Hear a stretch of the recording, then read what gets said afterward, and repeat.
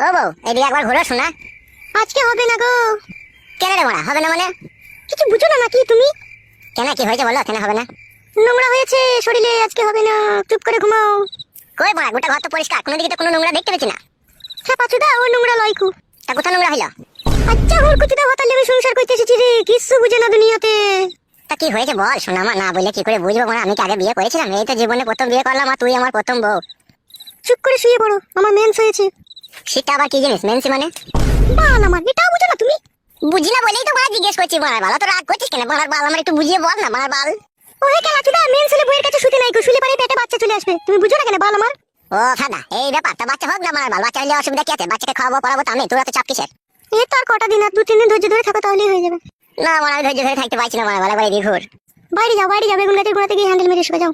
দূর মারা, তা কি করে হয়? মারা বেগুন গাছের গোড়ায় হ্যান্ডেল মারতে যাবো? এত সুন্দর একটা ঘরে সোনা পালানি বউ আছে, মারা এদিকে আবার ঘুর মারার বাল। চুপ করে